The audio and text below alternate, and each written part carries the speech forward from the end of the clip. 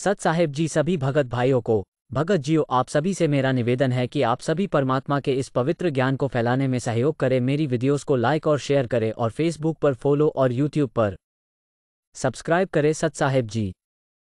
चुणक नाम के ऋषि थे। चुणक ऋषि चुणक, उन्होंने वेदों को पढ़ा। वो ज्ञानी आत्मा थे। उन्होंने अपने कल्याण के लिए निष्कर्ष निकाला कि वेदों में ओम नाम का जाप कहा है। और इस काल ने एक और बीमारी पैदा कर रखी है कि जब ब्रह्मा जी कमल के फूल पर प्रकट हुए, यानी बैठा दिए काल ने, ब्रह्म ने, और ये सोचने लगे कि यहाँ पानी ही पानी है, मैं क्या करूं, चारों तरफ कुछ दिखता है को नहीं। तो आकाशवाणी की ब्रह्म इस काल ने कि तप करो तप करो। ब्रह्मा जी ने 1000 वर्ष तक तप किया। फिर आकाशवाणी हुई कि सृष्टि करो। तपो तपो कर वाक्य सुनाया, लोक रचो बल मेरी माया। तपो तपो का एक वाक्य सुनाया ब्रह्म ने, काल ने कहा कि लोक रच, अब सृष्टि रच, बल मेरी माया। अब ब्रह्मा, देखो ब्रह्मा जी ने वेद तो बाद में प्राप्त हुए जब सागर मंथन किया। उससे पहले ही इंजेक्शन ला दिया काल ने, ब्रह्म ने, अवकाशवाणी करके कि तप कर। अभी वो बैठ गया, आंख मीच कर समाधि लगा कर तप कर दिया। तप करवा के सिद्धि पैदा कर दी इसमें। तप करने से सिद्धियां आती हैं और तप से राज्य प्राप्त होता है। दो उपलब्धि होती हैं। अब ब्रह्मा जी ने तप किया तो वेद बाद में मिले। वेदों में कहीं नहीं लिखा कि ये कठिन साधना करो, हठ योग करो, लेकिन वो आकाशवाणी जो काल ने इस वेदों से न्यारी कर दी, क्योंकि वेदों का ज्ञान पूर्ण परमात्मा ने ब्रह्म को दिया, ब्रह्म ने आगे अपने पुत्रों को दिया। इसलिए जितने भी ये ऋषि महर्षि हुए हैं, इन्होंने वेदों को भी पढ़ा और फिर ब्रह्मा वाली वो दंत कथा भी याद रखी कि आकाशवाणी करी थी परमात्मा ने ब्रह्मा को, तप कर ब्रह्मा ने तप किया था। अब ये ऋषि महर्षि जो थे, ये ज्ञानी पुरुष वेदों को भी पढ़ा। वेदों में देखा ओम नाम है, और वेदों में कोई मंत्र जाप का नहीं लिखा है, केवल ओम नाम लिखा है। और साथ में ये भी कहा कि कोई और परमात्मा है, उसके विषय में हम नहीं जानते। यजुर्वेद अध्याय के 40वें अध्याय के 10वें श्लोक में भी यही कहा है कि उस परमात्मा के विषय में कोई तत्वदर्शी संत, यानी धीराणाम, तत्वदर्शी संतों की तलाश कर उनसे सुनो, जो वो कहें उन्हीं को करो।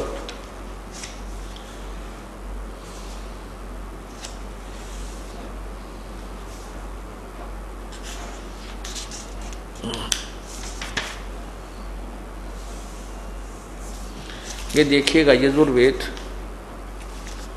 अध्याय नंबर 40, 44वां अध्याय श्लोक 10 में। इसमें क्या लिखा है? हे मनुष्य, यानी वेद ज्ञान दाता कह रहा है कि जैसे हम लोग मेधावी योगी विद्वानों, धीराणा माने मेधावी योगी विद्वानों से जो वचन सुनते हैं, वे लोग हमारे प्रति जो कहते हैं। अब इसका सीधा अर्थ है, क्योंकि इस महापुरुष ने तो कोई ज्ञान था ही नहीं, भक्ति मार्ग का तो ये कति नल था। इसने वेदों के ज्ञान का डंगा कर रखा कति। इसका अर्थ है कि कोई तो भगवान को जन्म लेने वाला कहता है, कोई नए जन्म, संभवतः माने जन्म लेने वाला, और असंभवतः माने उत्पन्न नहीं होने वाला। जैसे इसने आगे थोड़ी सी अर्थ तो ठीक किया, लेकिन अनुवाद गलत किया है। ये देखो, यही से देख लेंगे। संभवात माने संयोग जन्य कार्य से, असंभवात माने उत्पन्न नहीं होने वाले कारण से, आहु अन्यत माने और कहते हैं, यानी कोई तो कहते हैं कि परमात्मा जन्म लेता है, संभवतः माने उत्पन्न होता है। दूसरे कहें भगवान निराकार है, जन्म नहीं लेता। सीधा सा अर्थ इसका। और कहते हैं इसका ज्ञान तो वास्तव में इसके बारे में जानकारी तो तत्वदर्शी संत, यानी धीराणाम, वो तत्वदर्शी संत बताओगे, उन तय सुनो। 8वें इस यजुर्वेद के 40वें अध्याय के फिर 13वें श्लोक में ये लिखा है कि कोई तो जिसने अक्षर ज्ञान प्राप्त कर लिया उसको विद्वान कहते हैं, और जिसने अक्षर ज्ञान नहीं है उसको अविद्वान कहते हैं। कहते हैं विद्वान और अविद्वान की व्याख्या भी वो तत्वदर्शी संत बता होगा। विद्वान कौन है, विद्वान कौन है। अब हम संस्कृत भाषा को जानने वालों को महर्षि, विद्वान, पता नहीं मंडलेश्वर, पंडित कहा करते थे, और ज्ञान उनको कह का भी कोई ना, आध्यात्मिक ज्ञान तो। अब कबीर परमात्मा को अनपढ़ कहते थे, अशिक्षित कहते थे, और उन्होंने सभी वेदों के का भेद, सब ग्रंथों का भेद अपनी सिंपल लैंग्वेज में कर दिया। तो विद्वान तो कबीर परमात्मा थे। तो इसका अर्थ है कि विद्वान और अविद्वान की परिभाषा भी वो तत्वदर्शी संत ही बताएगा।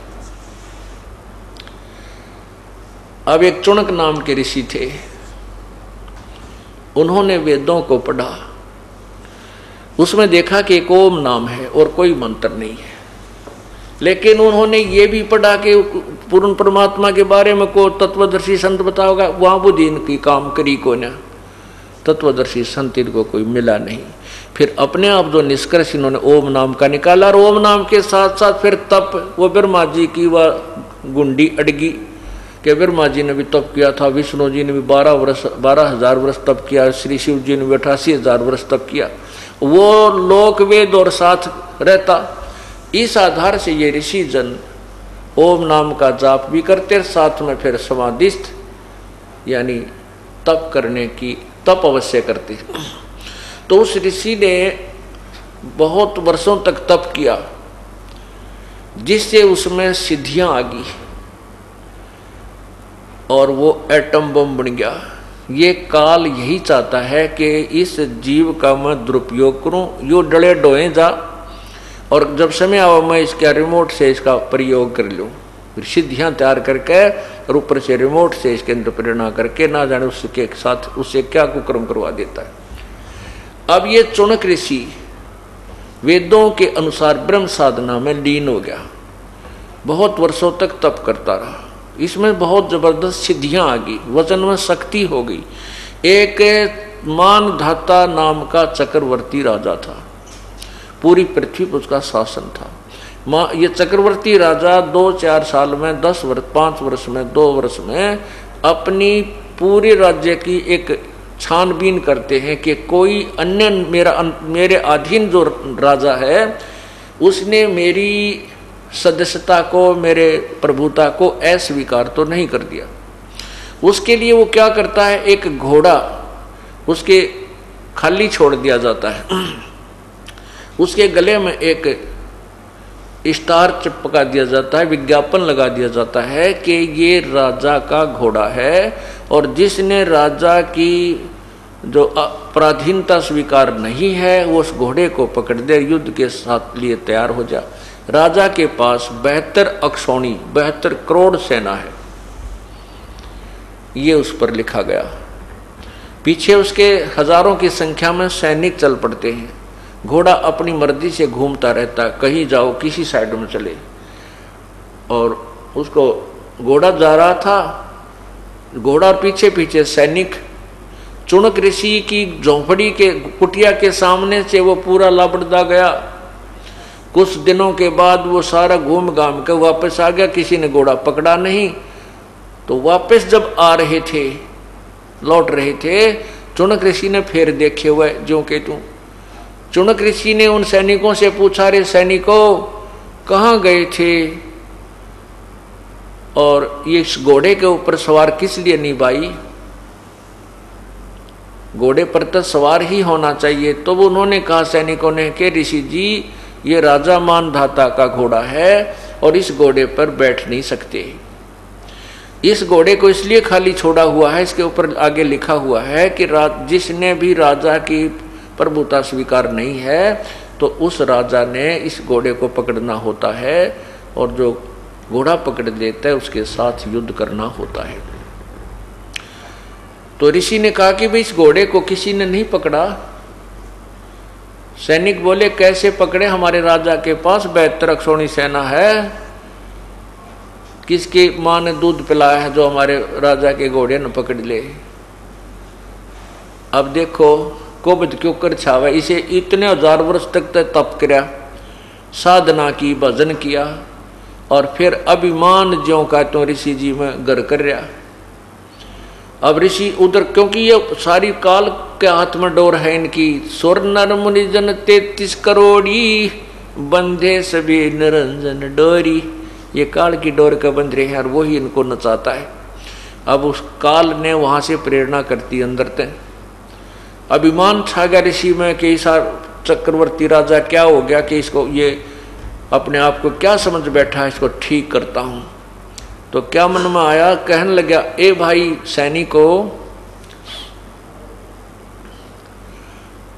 सैनिको, यदि तुम्हारे घोड़े को, राजा के घोड़े को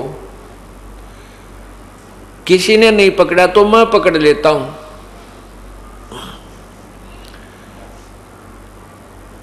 वो सैनिक बोले, रे कंगाल, ओ कंगले, दाने तेरे खाने को नहीं है और तू युद्ध करेगा मानदाता चक्रवर्ती राजा के साथ। तो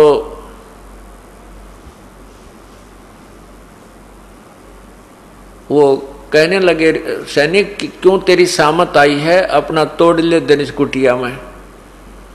ऋषि कहने लगा कि तुमने इस चीज से क्या लेना देना भाई, मैंने यो घोड़ा बांध दिया और कह दे, तू बांध दे इस घोड़े ने मेरे कुटी इस पेड़ के साथ में, और कह दे तेरे राजा को कि चुनक ऋषि ने तेरा युद्ध स्वीकार कर लिया है। अब वो सैनिक गए, राजा को सब सचिथी बताई कि महाराजा, राजा ने किसी ने तो तुम्हारा घोड़ा पकड़ा नहीं, लेकिन एक चुनक नाम के ऋषि ने आपके घोड़े को बांध लिया, आपको युद्ध के लिए ललकारा है।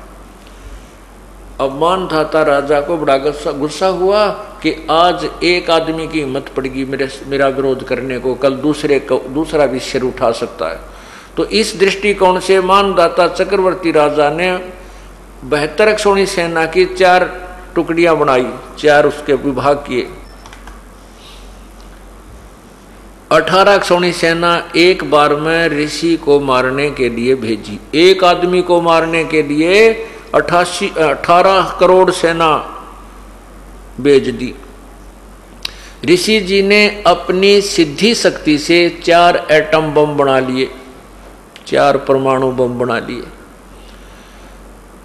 अब सारे जीवन की कमाई को कैसे नष्ट करते हैं ये सिद्ध पुरुष, ये महात्मा जिनको हम महर्षि कहा करते थे, ये कैसे नष्ट होते रहे तत्व ज्ञान के अभाव से।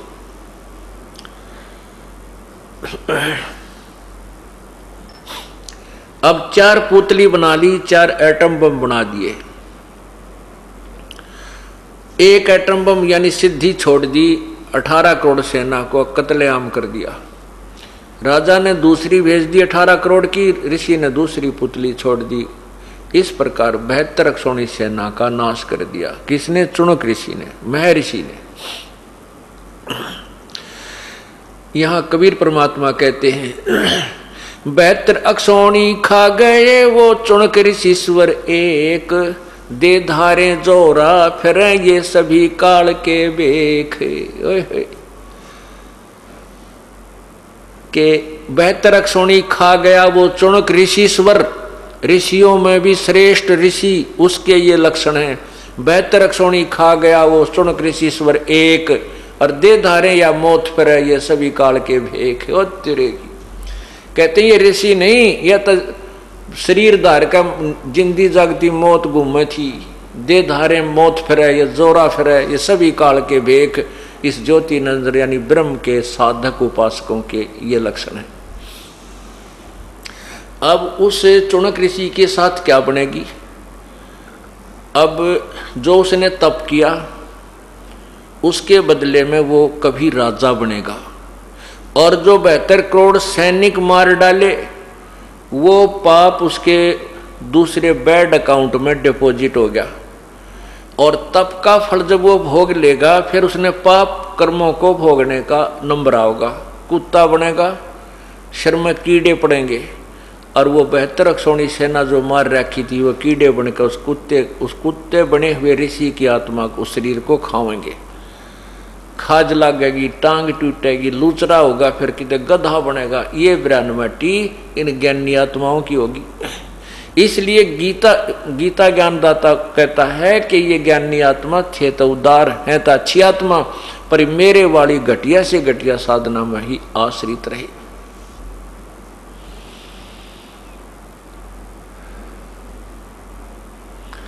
पुण्यात्माओं, जैसे कर्म प्राणी करता है वो भोगने पड़ते हैं। कब तक? जब तक पूर्ण परमात्मा की साधना उसे प्राप्त नहीं होती, तत्वदर्शी संत नहीं मिलता। एक समय की बात है, दो गुरु शिष्य चले जा रहे थे। एक मछियारा मछली पकड़ पकड़ कर बाहर जाल भर भर कर बाहर गिरा था, वो तड़प तड़प कर मर रही थी। उस शिष्य ने पूछा, गुरुदेव इस पापी प्राणी का क्या हर्ष होगा, इसको क्या सजा मिलेगी इस मछियारे को? ऋषि जी बोला, बेटा फिर बताऊंगा। शिष्य बोला, बेटा फिर बताऊंगा। 4, 5, 10 वर्ष के बाद देखा कि एक हाथी का 2-2.5 वर्ष का बच्चा उछल कूद करे था।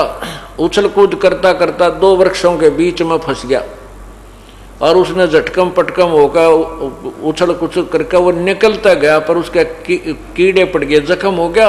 वर्षा के दिन थे, उसमें कीड़े पड़ गए और वो पड़ा पड़ा चंगाड़ मार रहा है और उसके शरीर पर अनगिन कीड़े उसमें चल रहे हैं। अब उस गुरु शिष्य दोनों उधर से गुजरे तो शिष्य ने पूछा, है गुरुदेव इस पापी प्राणी को कौन से पाप का दंड मिला है? तब गुरु जी ने बताया कि ये बताऊंगा बेटा, ये हाथी वाली जो बच्चा हाथी का, ये वो आत्मा है जो शिकार मछलियारा था, जो उस दिन मछली पकड़ पकड़ कर बाहर पटका था। और ये जितने कीड़े पड़ रहे हैं ना, ये सारे वो मछलियां वाली आत्मा इनका अपना बदला ले रहे हैं बेटा। बदला कहीं ना जात है 3 लोग के माही, सतगुरु मिले कबीर से तो सतलोक ले जाही। 3 लोक में तो अदला बदला सबने भोगना पड़ेगा, लेकिन सतगुरु कबीर जैसे, यानी कबीर जैसे का अर्थ है ये नहीं कि कबीर साहब ही मिले, यानी कबीर जी का दास, उन्हीं के पद चिन्हों पर चलने वाला, उन्हीं की शक्ति उनके अंदर काम कर रही हो, उसके ऊपर परमात्मा कबीर जी प्रसन्न हो, उस संत की प्राप्ति के उपरांत आपका मोक्ष होगा, सतलोक ले जाए जाओगे। अब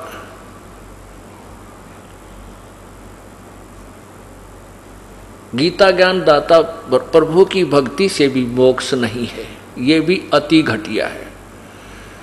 अब इसलिए कहा कि अर्जुन उस परम पिता, उस परम तत्व, परमात्म तत्व यानी पूर्ण परमात्मा की भक्ति को समझने के लिए तत्वदर्शी संतों की खोज करो,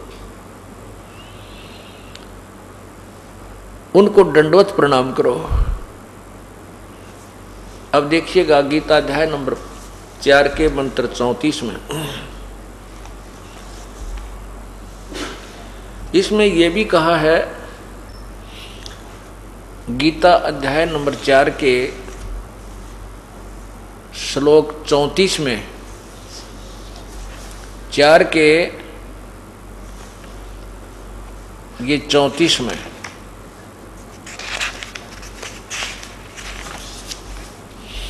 ये 34 है, ये इधर 4 के 34 में लिखा है कि उस ज्ञान को तू तत्वदर्शी ज्ञानियों के पास जाकर समझ, उनको भली बात भी दंडवत प्रणाम करने से, उनकी सेवा करने से और कपट छोड़कर सरलता पूर्वक प्रसन्न करने से वे परमात्म तत्व को भली भांति जानने वाले ज्ञानी महात्मा तुझे तत्व ज्ञान का उपदेश करेंगे। अब ये तत्वदर्शी संत होगा कैसा, कौन है, उसके विषय में बताया है 15वें अध्याय के प्रथम श्लोक में। 15वें अध्याय के प्रथम श्लोक में लिखा है कि वो तत्वदर्शी संत कैसा होगा।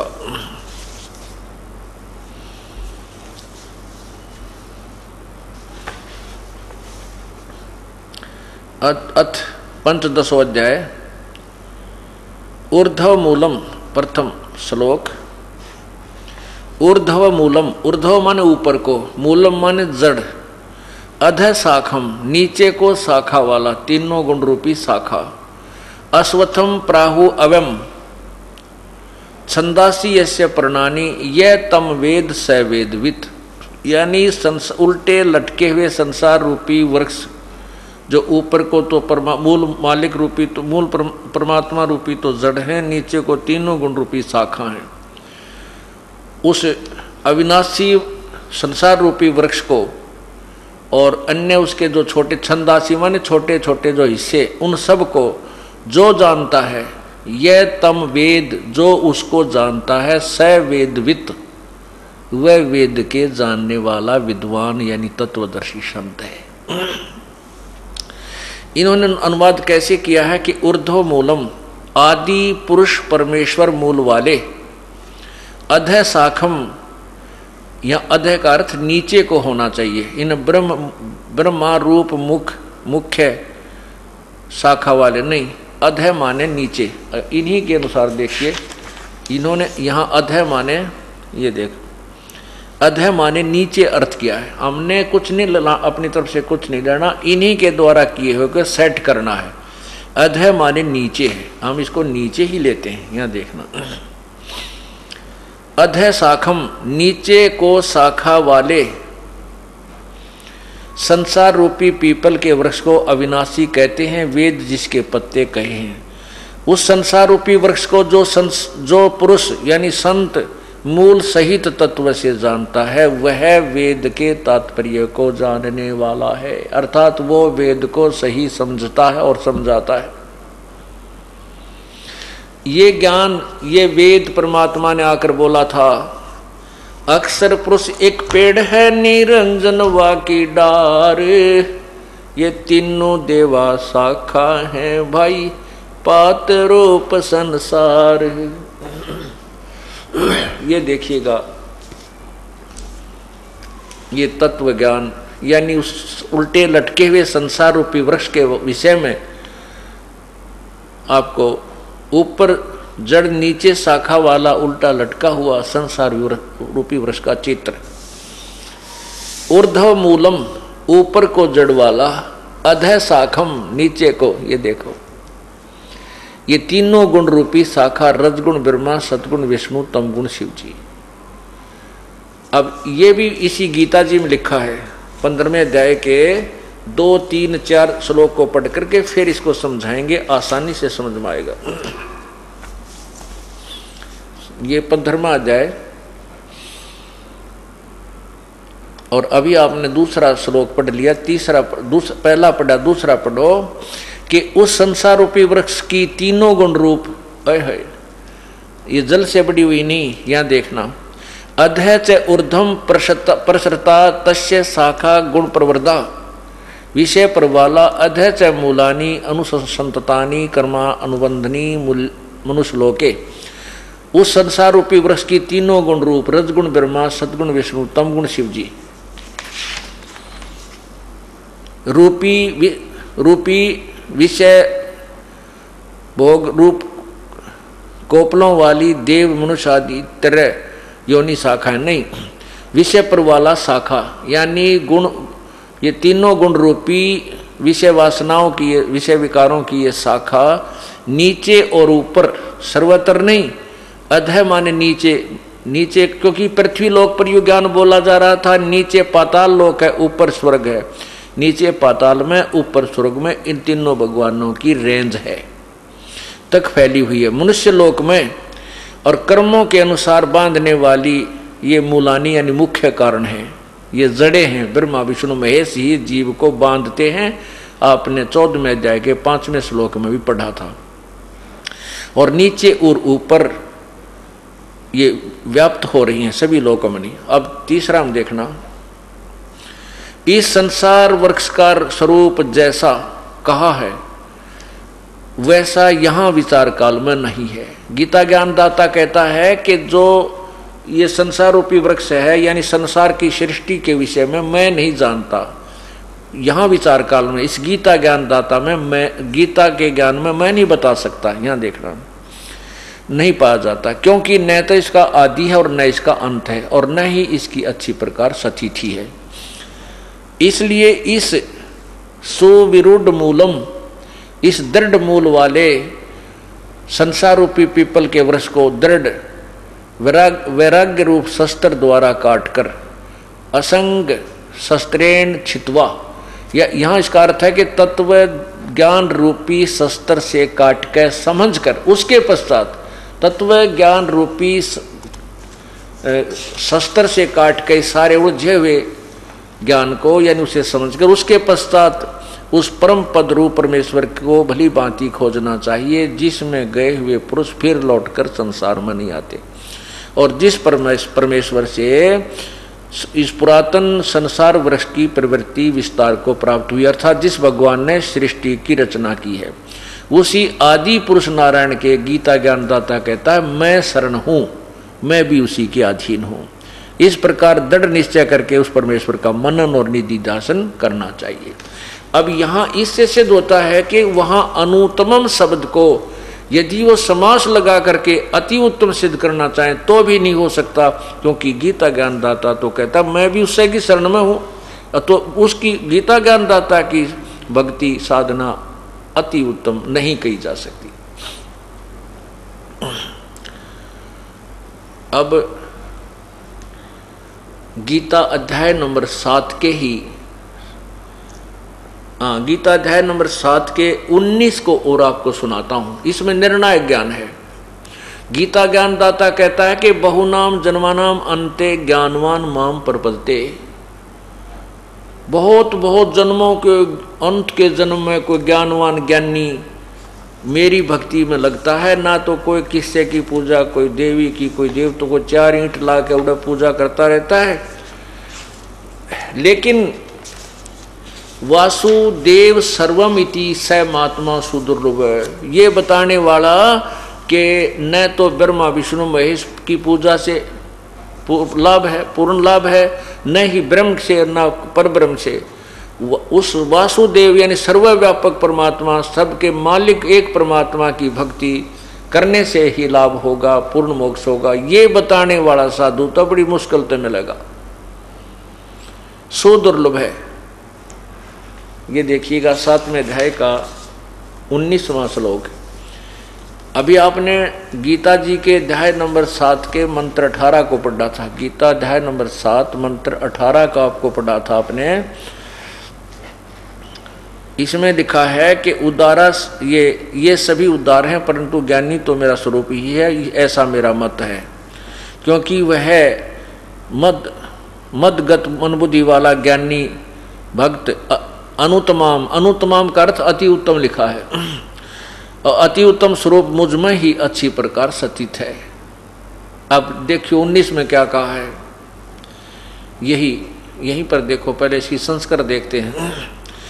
बहुनाम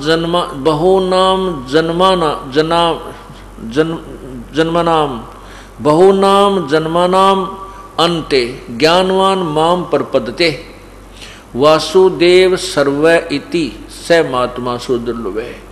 बहुनाम जन्मानाम, बहुत बहुत जन्मों के अंत के जन्म में ज्ञानवान ये ज्ञानी आत्मा मेरी भक्ति करते हैं, और वासुदेव सर्वमिति स महात्मा सुदुर्लभ, ये बताने वाला कि वासुदेव यानी सर्वव्यापक, सबका मालिक जो भगवान है वही सब कुछ है, सर्वम है, यह बताने वाला महात्मा बहुत मुश्किल से मिलेगा, शायद सुदुर्लभ, बड़ी मुश्किल से मिलेगा।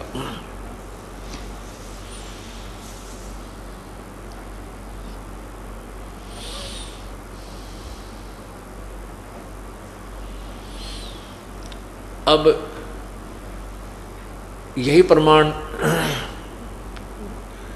आदरणीय गरीबदास साहिब जी ने कहा है, तत्व भेद कोई ना कह रे झूम करा, यो पैसे ऊपर नाच सुनो रे झूम करा। एक पंजाब से राम राय नाम का एक भक्त आया था गरीबदास साहिब के पास। जब गरीबदास जी को परमात्मा की प्राप्ति हो चुकी थी, सतलोक ले जाकर कबीर साहब ने गरीबदास जी की आत्मा को वापस शरीर में छोड़ दिया था। उसके पश्चात उन्होंने ये निर्णायक ज्ञान कहा। तो उस राम राय का उर्फ नाम जो करावी था, वो भी ब्रह्मा विष्णु महेश विष्णु जी का उपासक था, जब इस तत्व ज्ञान को समझा तो उसने कहा कि हे भगवान, यो ज्ञान तो आज तक किसी ने हमारे थी बताया को नहीं। तब गरीबदास जी ने कहा था, तत्व भेद कोई ना कह रे झूमकरा, ये पैसे ऊपर नाच सुनो रे झूमकरा, कोटो मध्य कोई नहीं रे झूमकरा, अरबों में कोई गर्क सुनो रे झूमकरा। इस तत्व ज्ञान को बताने वाला करोड़ संतों में तो तुझे मिलेगा नहीं, अरब संतों में कोई एक गर्क, गर्क माने कंप्लीट नॉलेज रखने वाला, पूर्ण रूप से ज्ञान रखने वाला, कोई अरबों में गर्क कोई सुनो रे झूमक रहा। अब जैसे कबीर साहब के बारे में छोटी मोटी जानकारी देने वाले संतां की कति कमी नहीं। कबीर पंथ में मेरे ख्याल में तो 10-20 लाख गुरु पा जाएंगे कबीर पंथ में, और कह का बेरा नहीं परमात्मा के बारे में और भगवान के बारे में वैसे ज्ञान देने वाले तो गांव गांव में, अगर एक गांव में 10,000-20,000 की आबादी है तो 5,000 गुरु पाएंगे।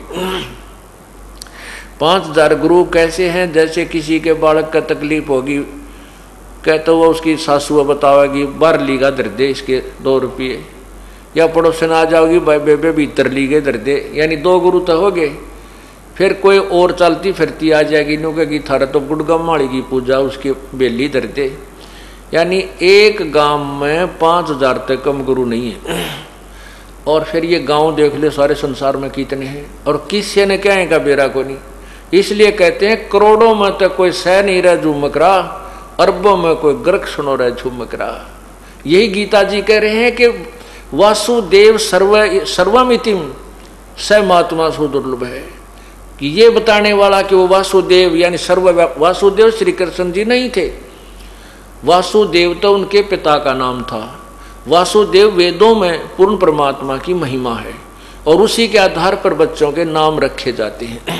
अब वासुदेव नाम धर लिया हमने श्री कृष्ण जी का, वासुदेव तो उनके पिता का नाम था, वासुदेव के पुत्र थे वो। वासुदेव का अर्थ होता है कुल का मालिक, सबके ऊपर जिसका शासन हो, यानी चक्रवर्ती, उसको वासुदेव कहते हैं। अब श्री कृष्ण जी की सती थी और ब्रह्म की सती थी और पूर्ण परमात्मा वासुदेव की सती थी, को जो बतावेगा वो तत्वदर्शी संत तो बड़ी मुश्किल से मिलेगा। अब आपको वासुदेव की परिभाषा दिखाते हैं, सुनाते हैं।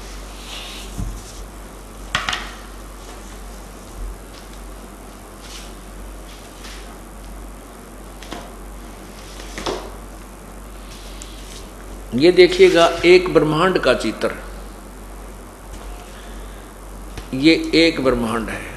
पुण्यात्माओं, अब आप कोई बालक नहीं हो, सब शिक्षित हैं और इतने अच्छे इंटेलिजेंट अब इंसान हो चुका है कि ये कंप्यूटर जैसे ऐसे माइनर कितने सेंसिटिव इंस्ट्रूमेंट बना लिए। ये इसी तरह अध्ययन करने से, क्लास अटेंड करने से और ट्यूशन तक ला करके वो ज्ञान प्राप्त हुआ। इसीलिए आपने थोड़ा समय निकालना पड़ेगा इस तत्व ज्ञान को समझने के लिए। अब देखिएगा, ये एक ब्रह्मांड का चित्र, एक ब्रह्मांड का लघु चित्र। इसमें ये एक ब्रह्मांड है, इसको अंड कहो चाहे ब्रह्मांड कहो। ये अंडे जैसी इलिप्टिकल शेप है इस सारे ब्रह्मांड की। ये सारा एक ब्रह्मांड है। इसमें नीचे देखिएगा, ये एक विष्णु जी का लोक है, ये ब्रह्मा का लोक है, ये शिव जी का लोक है, और ये स्वर्ग और नरक साथ साथ है। और ये पृथ्वी लोक है, ये पाताल लोक है। ये पृथ्वी लोक, ये पाताल लोक, इसमें भी जीव हैं, मनुष्य हैं, और इसमें भी मनुष्य हैं, और यहाँ पर भी ये देव भी मनुष्य ही हैं। और ये स्वर्ग में, इस स्वर्गलोक पे, इस पृथ्वी लोक पे और इस पाताल लोक पे, इन 3 लोकों में, इन 3 लोकों पर इस रजगुण ब्रह्मा, विष्णु और शिव, ये तीनों भगवान, ये इनकी राजधानियां हैं। यहां से बैठे इन तीन लोकों के ऊपर ये कंट्रोल करते हैं। बस इस ब्रह्मलोक में भी इनका आधिपत्य नहीं है। ये ब्रह्मलोक है, पीछे देखिए, ये ब्रह्मलोक है। ये जो ब्रह्मलोक है, इसके अंदर भी ब्रह्मा विष्णु महेश का कोई आधिपत्य नहीं। यहां पर ये स्वयं इनका पिता सदाशिव महाब्रह्मा महाविष्णु और महाशिव रूप में रहता है और अपने साथ अपनी पत्नी दुर्गा को महालक्ष्मी, महापार्वती और महासावित्री रूप में रखता है। यहाँ इसने तमोगुण प्रधान अक्षेत्र, रजोगुण प्रधान अक्षेत्र और सतोगुण प्रधान अक्षेत्र बनाए हुए हैं। यहाँ रह करके इन तीनों पुत्रों की उत्पत्ति करता है। इनको यहाँ से उठा करके फिर यहाँ ला करके इस सागर में, ये जो पूरा समुद्र भरा पड़ा चारों तरफ, इस समुद्र में ला करके रख देता है यहाँ। और बहुत क्षेत्र, लंबा चौड़ा क्षेत्र है ये समुद्र का। फिर यहाँ से उठा करके इनको दुर्गा तीनों को होश में ला करके इन एक एक स्थान पर छोड़ देती है। इनका तीनों का ब्याह कर देती है। तो ये भगवान ब्रह्मा विष्णु महेश तो केवल एक ब्रह्मांड में, इस ब्रह्मांड में एक एक विभाग के और केवल तीन लोकों में, रजगुण, इस पृथ्वी लोक, पाताल लोक और स्वर्ग लोक पर प्रभु हैं। एक एक विभाग के मालिक हैं। पूरे ब्रह्मांड में भी ये मालिक के मालिक नहीं है, पूरे ब्रह्मांड में भी व्यापक नहीं है, पूरे ब्रह्मांड में भी ये वासुदेव नहीं है, अर्थात ये वासुदेव नहीं है। अब देखिएगा, एक ब्रह्मांड का चित्र आपने देखा। अब देखिएगा 21 ब्रह्मांड जो काल के हैं, ज्योति निरंजन के।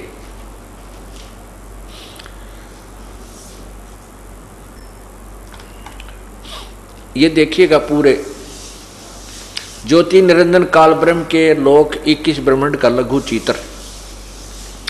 ये पूरे 21 ब्रह्मांड है। ये ज्योति निरंजन का ब्रह्म का अक्षेत्र है। अब ये देखिए, जो एक ब्रह्मांड आपने देखा था, अब वो ब्रह्मांड ये समझो एक गेंद सी दिखाई देती है, ये है। और इसने महाब्रह्मांड बनाया है काल ने। इस महाब्रह्मांड में ऐसे ऐसे 5 ब्रह्मांड रखे हैं। अब ये 21 ब्रह्मांड में ये ज्योति निरंजन मालिक है।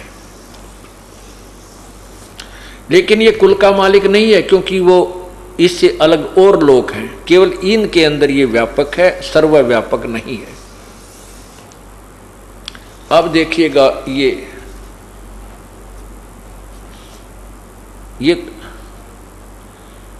अब देखिएगा नीचे, ये नीचे देखना, ये जो है, ये तो आप अभी आपने देखा था। ये सारे जो देखे थे, ये 21 ब्रह्मांड।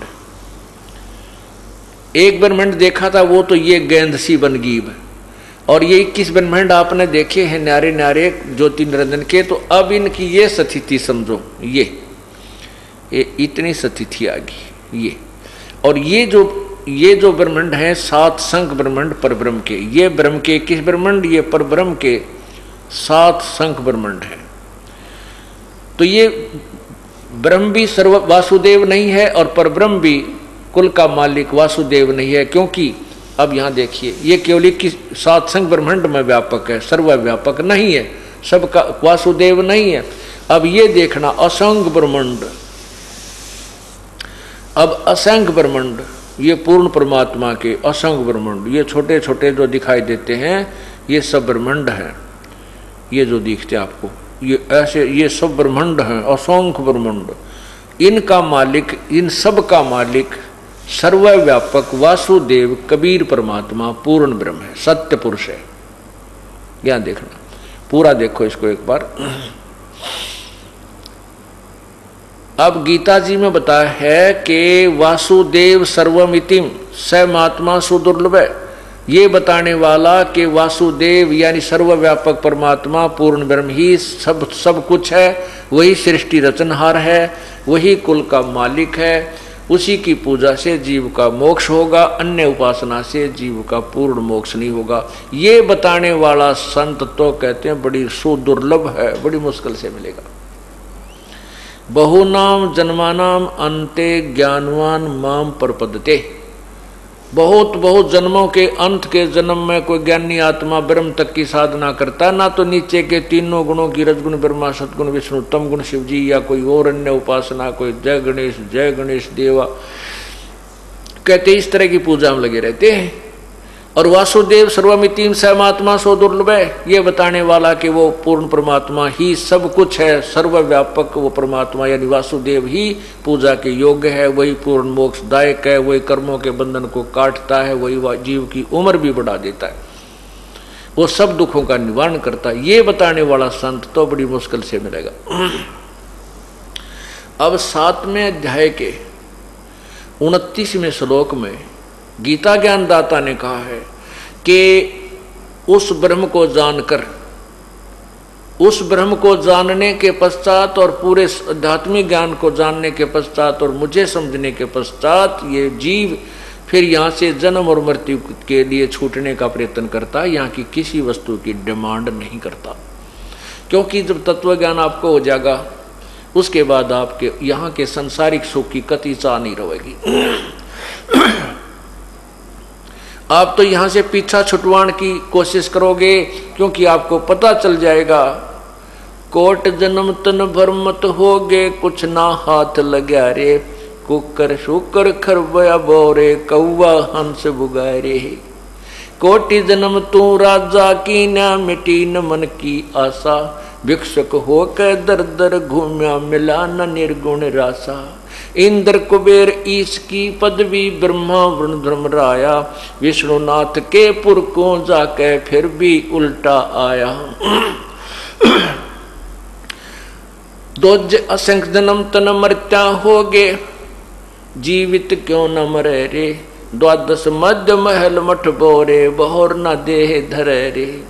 दोजक भिस्त सभी ते देखे, राजपाट के रसिया, तीन लोक से तरपत नाही, ये मन भोगी खसिया।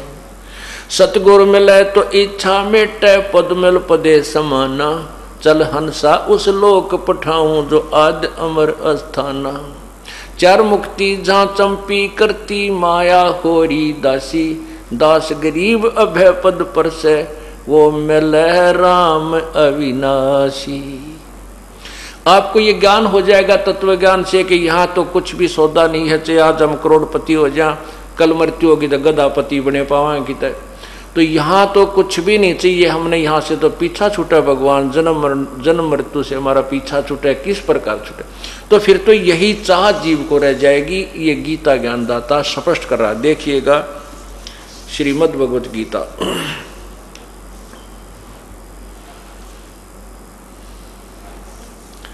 इसके 7वें अध्याय के और 29वां श्लोक आपको सुनाते हैं। हाय हाय 7वां अध्याय नीचे देखिए, श्लोक नंबर 29। इसमें लिखा है, जरा मरण मोक्षाय माम आश्रित्य यतन्ति ये, ते ब्रह्म तत्। ब्रह्म तत्व माने तत् ब्रह्म को, विदु माने जानकर, कृष्णमन अध्यात्मम कर्म च अखिलम। इसका अनुवाद देखिए क्या है। जो मेरे शरण होकर, माम आश्रित है, मेरे शरण का अर्थ है जो मैं ज्ञान कह रहा हूं इसके ऊपर जो आश्रित होगे, वो जरा मरण छूटने के लिए यत्न करते हैं।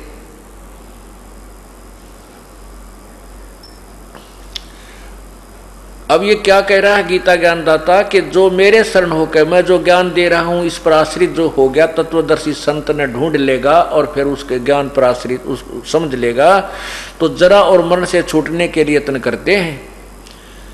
वे व्यक्ति तत् ब्रह्म, तत् माने उस, ब्रह्म माने ब्रह्म को यानी परमात्मा को, और संपूर्ण अध्यात्म को तथा संपूर्ण कर्मों को जानते हैं।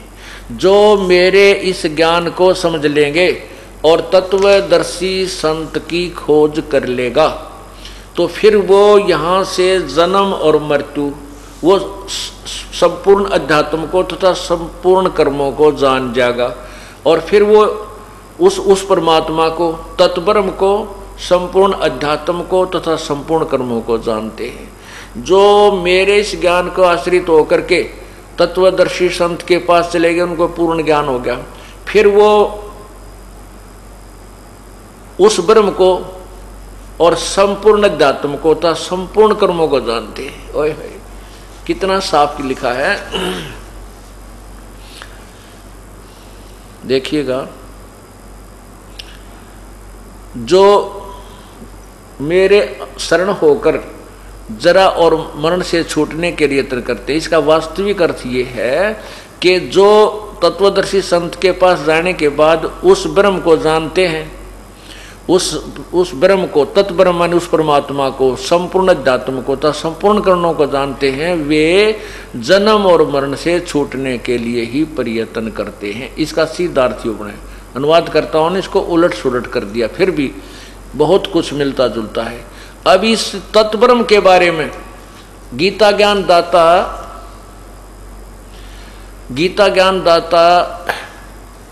से अर्जुन ने पूछा कि भगवान वो तत्ब्रह्म कौन है फिर, जिसके बारे में आप बता रहे हो कि उसको समझने के बाद, उसका ज्ञान होने के बाद फिर तो जन्म मृत्यु से छूटने का जीव प्रयत्न करता है, या कि कुछ वस्तु नहीं मांगता। ये देखिएगा, अभी आपने ये 29वां श्लोक पढ़ा है, ये संपूर्ण तत्ब्रह्म को, उस ब्रह्म को, अध्यात्म को तथा संपूर्ण कर्मों को जान, ये 30वां 7वें अध्याय में 30 श्लोक हैं, ये यहां समाप्त हो जाता है। अब 8वां देखिएगा, ये 8वां अध्याय शुरू हो गया। इस 8वें अध्याय में प्रथम मंत्र में अर्जुन ने पूछा, किम तत्ब्रह्म, किम अध्यात्म, किम कर्म पुरुषोत्तम, किम अधिभूतम च किम प्रोक्तम अधिदेवम किम उच्यते। हे पुरुषोत्तम, तत्ब्रह्म किम, वह ब्रह्म क्या है, वो ब्रह्म यानी आपसे न्यारा और परमात्मा कौन है। इसका उत्तर 8वें अध्याय के इसी के 3 श्लोक में गीता ज्ञानदाता ने कहा है। ये 3 श्लोक में कहा है कि वह परम अक्षर ब्रह्म है। ओए होए, वह तो परम अक्षर ब्रह्म है। इससे सिद्ध है कि गीता ज्ञानदाता से अन्य कोई और भगवान है। ब्रह्म का अर्थ भगवान होता है, प्रभु होता है। जैसे हम पूर्ण ब्रह्म कहते हैं, परम अक्षर ब्रह्म कहते हैं। परम अक्षर ब्रह्म का होता है जो वास्तव में अविनाशी, जो कभी नष्ट ना हो, वो भगवान। ये गीता ज्ञानदाता खुद कहता, मेरे तेरी तो मृत्यु होती है, इसलिए किसी अन्य परमात्मा पूर्ण ब्रह्म के बारे में, परम अक्षर ब्रह्म के विषय में जानकारी दी है। और फिर 8वें अध्याय के 5वें श्लोक में गीता ज्ञानदाता कहता है कि मेरी भक्ति कर मुझे प्राप्त होगा। 7वें श्लोक में भी कहता है मेरी भक्ति कर, युद्ध भी कर, मुझे प्राप्त होगा। 8वें अध्याय के 6ठे श्लोक में कह रहा है कि ये नियम है, अंत समय में जो भी जिसकी भक्ति करता हुआ प्राण त्याग कर जाता, उसी भगवान के पास पहुंच जाता है। 8वें अध्याय के 8, 9 और 10 श्लोक में उस परम अक्षर ब्रह्म के विषय में बताई है। ये देखिएगा,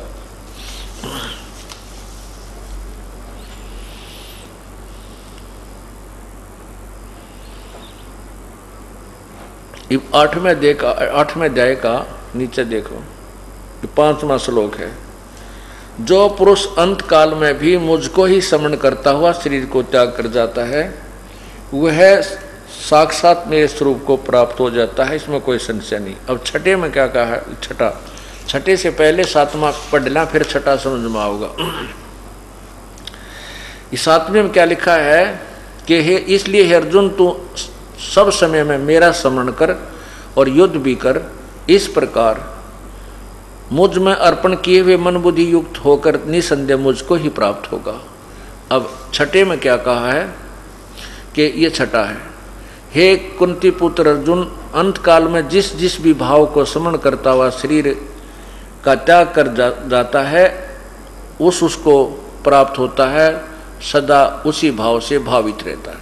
इसका ये तात्पर्य है कि अंत समय में जो जिसके अंदर आस्था रखता है, जिसकी पूजा करता है, स्मरण करता हुआ शरीर त्याग कर जाता है, उसी को प्राप्त होता है। अभी 7वें तक तो कह दिया अपने बारे में। 8वें में देखो, 8वें श्लोक में, 8वें अध्याय के 8वें श्लोक में लिखा है, हे पार्थ, यह नियम है कि परमेश्वर के ओहो, गीता ज्ञान दाता से अलग है कोई परमेश्वर।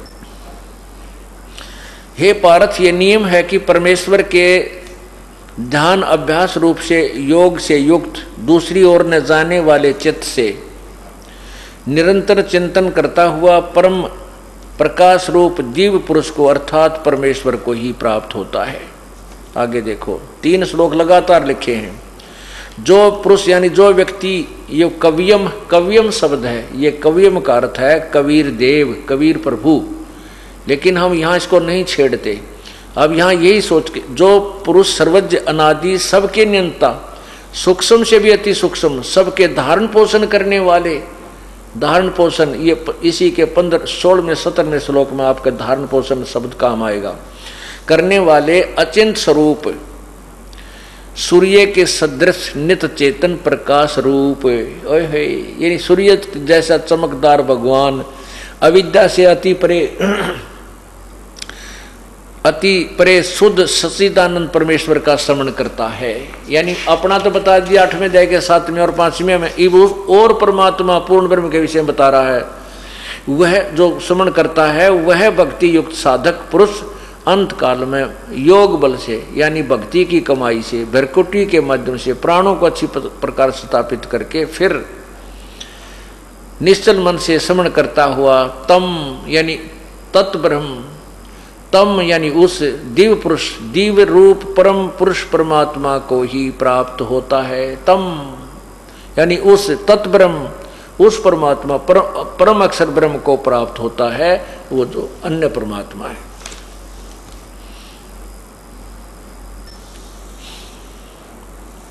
अब ये देखिएगा गीता जी के 8वें अध्याय के और 16वें श्लोक में लिखा है कि ब्रह्मलोक तक सभी लोक नाशवान हैं। हे अर्जुन, ब्रह्मलोक पर्यंत सब लोग पुनर्वर्ती में हैं, पुनर्वर्ती हैं, परंतु कुंती पुत्र मुझको प्राप्त होकर पुनर्जन्म नहीं होता। ये इन्होंने अनुवाद गलत किया है।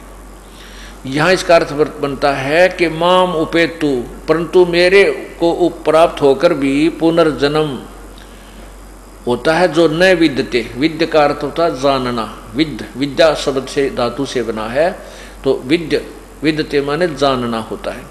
तो जो ये नहीं जानते कि मुझे प्राप्त होने वाले भी जो तत्व ज्ञान से परिचित नहीं है उनका भी पुनर्जन्म होता है, क्योंकि ब्रह्मलोक तक पर्यंत सभी लोग पुनर्वर्ती में हैं, अर्थात ये भी जन्म मृत्यु में आते हैं। अब 8वें अध्याय का अब 3 परमात्मा आपको यहां सिद्ध करते हैं। 8वें अध्याय के 18वें श्लोक में देखिए, इधर आकर के नीचे,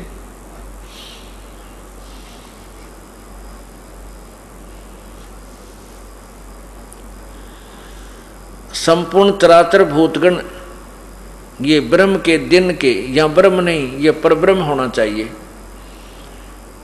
क्योंकि ये बहुत लंबा विस्तृत ज्ञान है, समय आने पर बताएंगे। यहाँ पर है कि संपूर्ण चराचर भूतगण परब्रह्म के, इसमें ब्रह्म लिखा, ब्रह्म के दिन में प्रवेश काल में अव्यक्त से अर्थात ब्रह्म से के सूक्ष्म शरीर से उत्पन्न होते हैं। और ब्रह्मा लिखा है, ब्रह्मा की रात, यहाँ ब्रह्मा लिखा है इन्होंने, ब्रह्मा, ये ब्रह्मा नहीं है, क्योंकि 8वें अध्याय के 17वें श्लोक में ये देखिए, इसमें लिखा है सहस्र युग पर्यंत अह यत ब्रह्मणे विदु रात्रिम युग सहस्रांताम ते अहोरात्रि जना। यहाँ सहस्र युग पर्यंत लिखा है, ना कि सहस्र चतुर्युग पर्यंत। ओनली सहस्र युग लिखा है, ना कि सहस्र चतुर्युग, सहस्र युग पर्यंत लिखा। यहां देखना,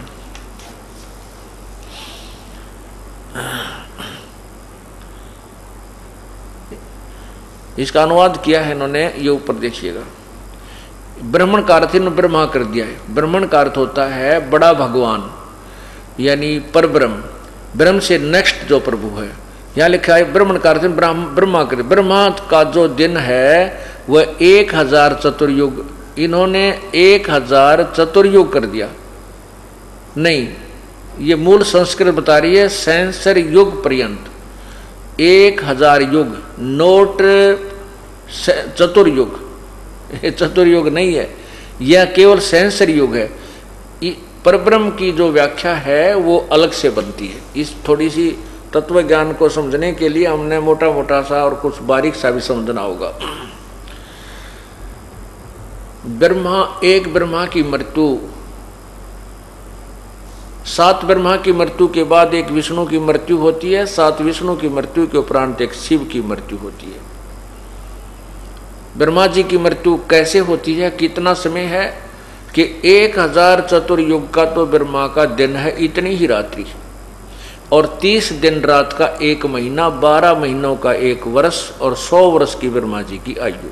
एक चतुर्युग में कितने युग होते हैं? सतयुग, त्रेता, द्वापर और कलयुग, 4 युग, और इनके कुल मिलाकर के 43,20,000 वर्ष होते हैं। अब देखिए, एक चतुर्युग में 43,20,000 वर्ष, और फिर ऐसे ऐसे 1000 चतुर्युग की का दिन, इतनी रात, और फिर 30 दिन का महीना, 12 वर्ष का 1 वर्ष, 100 वर्ष की ब्रह्मा की आयु। ये चतुर्युग है। ब्रह्मा जी की जो काउंटिंग है आयु की वो चतुर्युग से है, और परब्रह्म की काउंटिंग जो आयु की जो गिनती है वो केवल ब्रह्म युग से है, 1000 युग से है। कैसे है कि 7 फिर कहते हैं 70,000 जब ये शिव मर लेंगे। कौन से शिव? ये काल के पुत्र। 7 ब्रह्मा की मृत्यु के बाद एक विष्णु की मृत्यु, 7 विष्णु की मृत्यु के बाद एक शिव की मृत्यु, ऐसे फिर ये 70,000 जब शिव मर लेंगे तब ये ब्रह्मलोक में रहने वाला काल मरेगा, एक ब्रह्मांड का विनाश होगा, वो परब्रह्म का एक युग होगा। पुण्यात्मा, ये है वो ज्ञान जो इस समय की स्थिति को जानता है, वो तत्वदर्शी संत। ये भी गीता जी के अध्याय नंबर 8 के मंत्र 19 में आपको बताएंगे।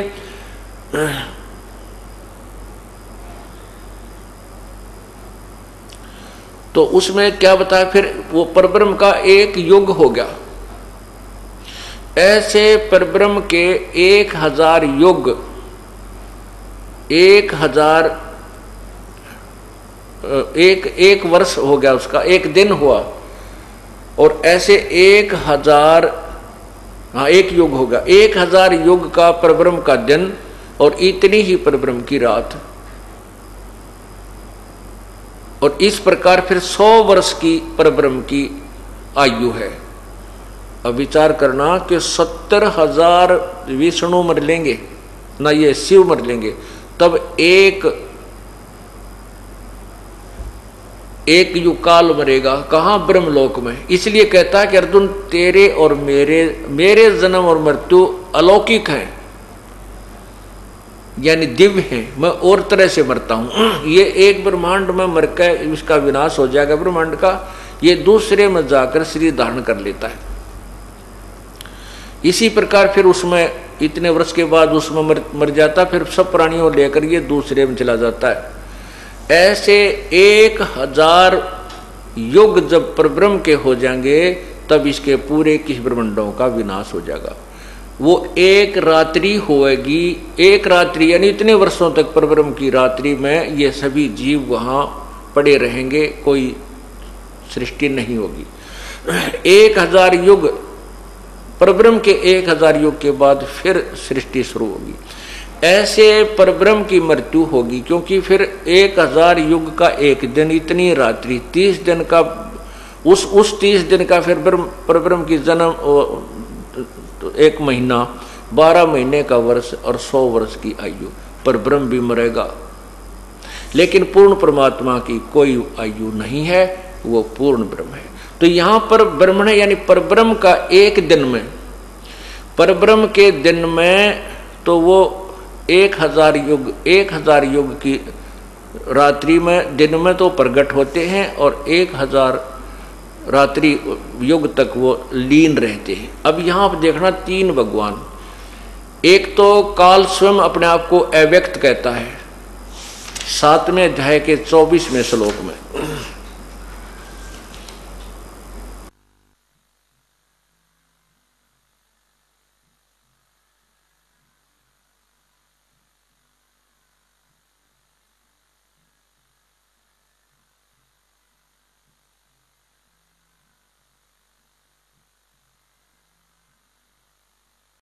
सत साहेब जी, सभी भगत भाइयों को, भगत जियो, आप सभी से मेरा निवेदन है कि आप सभी परमात्मा के इस पवित्र ज्ञान को फैलाने में सहयोग करें। मेरी वीडियोस को लाइक और शेयर करें और फेसबुक पर फॉलो और यूट्यूब पर सब्सक्राइब करें। सत साहेब जी।